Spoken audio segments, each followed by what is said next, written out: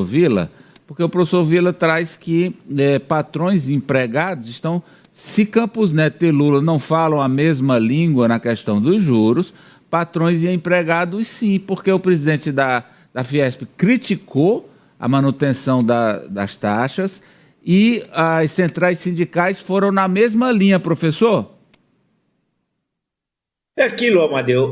Nós temos hoje, nos últimos 10 anos, a menor taxa de desemprego. Poxa, isso é um resultado a ser comemorado.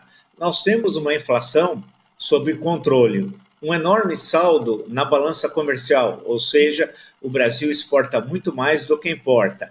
Nós temos reservas cambiais de mais de 350 bilhões de dólares. Os investimentos estrangeiros não param de crescer aqui no Brasil. Temos, apesar da turbulência, que é mais retórica do que na prática, uma estabilidade política num subcontinente marcado por tensões, mas que transcende, evidentemente, a vontade do governo brasileiro, como o caso da Venezuela.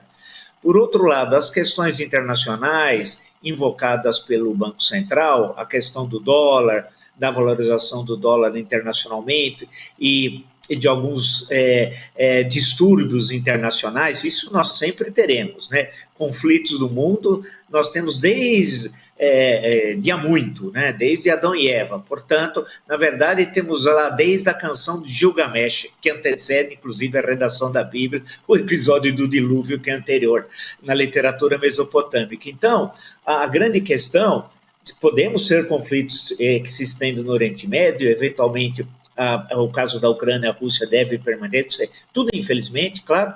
Agora, tudo isso não justifica nós termos, ora, a primeira taxa de juros do mundo, ora, a segunda, em termos reais, ora, a terceira, e durante muitos anos. E com isso, qual é a consequência? Você retira recursos que deveriam estar investidos produtivamente, tanto na indústria, na agricultura, no comércio, gerando emprego e renda. E esses recursos não se esvaem no ar, né? Ele acaba indo para um setor só da economia que acaba tendo lucros fabulosos sem que isso tenha uma contrapartida em expansão de emprego, renda, melhoria da qualidade de vida da população. Então, nesse sentido, o presidente faz seus esforços, o Ministério da Fazenda também.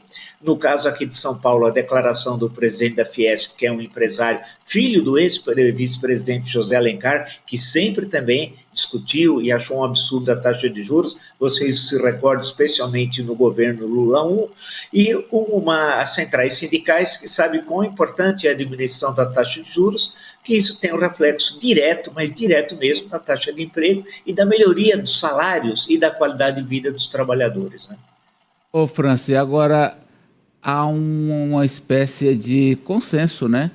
Que a própria Ranieri trouxe, que o Banco Central, além de fixar os números, na ata ele traz ali as indicações, né? E o que ele diz é que até dezembro, né, até o final do ano, é manutenção, isso se não crescer, né? O que é, assim,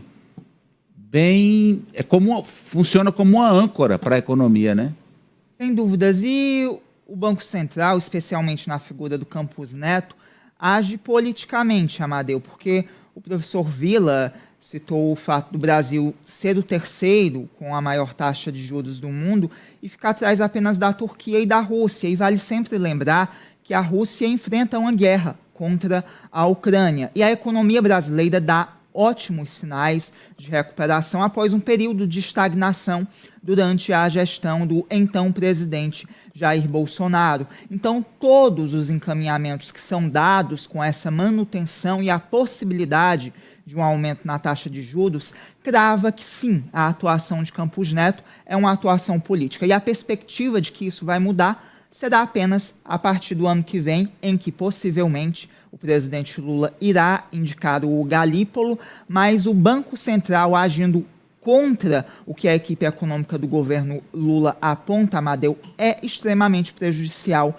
para o Brasil, porque os dois deveriam trabalhar juntos, encontrar um meio termo, um diálogo. Então, o Banco Central, agindo noutra direção, empurra, leva para baixo a economia nacional.